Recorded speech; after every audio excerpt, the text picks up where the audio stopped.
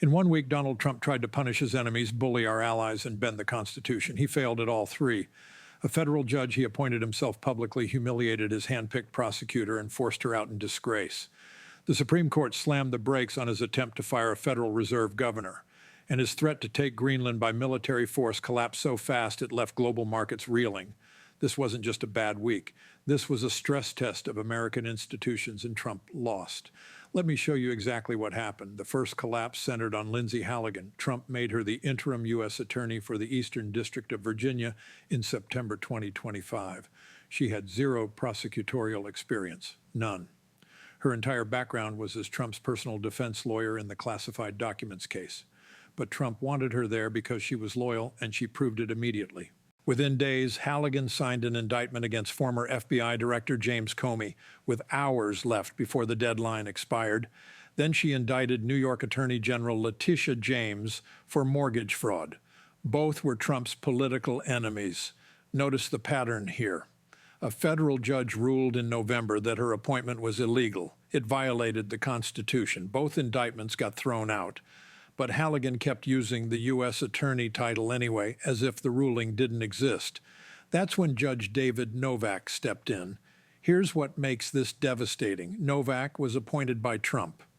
On January 20th, 2026, he issued one of the most brutal judicial opinions in recent memory. He accused Halligan of wildly unprofessional conduct and openly breaking the law. He wrote that her legal briefs sounded like cable news rants, not courtroom arguments. He said this charade of her masquerading as a U.S. attorney in defiance of court orders must end. Then Novak twisted the knife. He said that normally someone acting like this would face disbarment, but he was giving Halligan the benefit of the doubt only because she was so inexperienced she apparently didn't know better. Hours later, the Justice Department threw in the towel. Attorney General Pam Bondi announced Halligan was out. Why did DOJ fold so fast? Because the judge made it clear that if she continued, real consequences were coming. When faced with actual accountability, they surrendered immediately. While Halligan was crashing and burning, Trump decided to resurrect his obsession with buying Greenland. He floated this idea back in 2019, and it went nowhere. But in early January 2026, he escalated to threats nobody saw coming. He said he'd use military force to take Greenland or crush Denmark and our European allies with crippling tariffs if they refused. Think about what that means, threatening NATO allies, our closest partners for 75 years, with invasion. The reaction was immediate panic. Markets dropped. NATO allies issued emergency statements. This wasn't just embarrassing. It briefly shook global stability because nobody knew if he was serious. On January 21st, Trump backed down completely. He claimed he reached a framework for a deal. That was a lie. He got nothing beyond NATO access agreements that already existed. The whole episode achieved zero except torching America's credibility and spooking investors worldwide. And notice the pattern again. Big threats, maximum pressure, then total retreat the moment real opposition showed up. The third defeat carries the biggest long-term stakes. This one involves the Federal Reserve and whether any institution can tell a president no. In August 2025, Trump announced he was firing Lisa Cook, a Federal Reserve Board governor. His excuse? He claimed she committed mortgage fraud years before joining the Fed. Cook denied it and called it a political hit job. And here's the thing. Trump's team had accused Senator Adam Schiff and New York Attorney General Letitia James of nearly identical mortgage fraud. All three were his political opponents. The pattern is impossible to miss.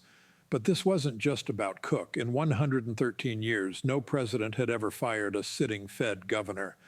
The Federal Reserve is supposed to be independent from politics. That independence protects our economy from wild swings based on whoever's in the White House. If presidents can fire Fed governors for political reasons, they can pressure the Fed to juice the economy before elections. Damn the consequences. Cook refused to resign and sued. A federal judge blocked the firing within 2 weeks. Trump appealed to the Supreme Court, and on January 21st and 22, 2026, the justices heard arguments. What happened in that courtroom was remarkable. Justice Brett Kavanaugh, a Trump appointee, delivered a blunt warning. He told Trump's lawyer that if you set this precedent, what goes around comes around. The next Democratic president will fire all your appointees on day one using the same excuse. Then Kavanaugh went further. He asked if the administration wanted to destroy the Federal Reserve entirely. He painted a nightmare picture of every new president firing Fed governors and installing loyalists, leading to economic chaos, runaway inflation, and instability. The other justices piled on with the same skepticism. They questioned whether Trump gave Cook any notice, what actually counts as cause for firing someone, and whether courts can review these decisions at all. Legal observers said the justices looked stunned by how much unchecked power the administration was claiming. This wasn't about one Fed governor. This was about whether any institution could say no to presidential overreach. And based on those arguments, Trump is heading for a loss. So here's what these three defeats reveal. When Trump faces real consequences he can't spin away, he folds. Legal analysts Mark Joseph Stern and Dahlia Lithwick describe these events as exposing Trump as weak when institutions push back. They wrote about cracks in his iron-fisted facade and the clear limits of his power, and this fits a bigger pattern.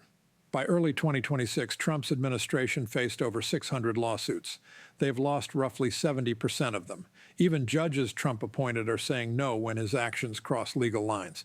These defeats matter because they prove our system's guardrails still work when institutions stand firm. A federal judge can strike down illegal appointments and make them stick. The Supreme Court can defend institutional independence even from a president. International allies can call reckless bluffs and watch them collapse. The question now isn't whether these limits exist. We just watch them work 3 times in 1 week. The question is how hard they'll be tested next and whether they'll keep holding when the pressure gets worse. Thanks for watching. If this breakdown helped you understand what really happened, hit that like button and subscribe for more no-nonsense analysis of the news that matters.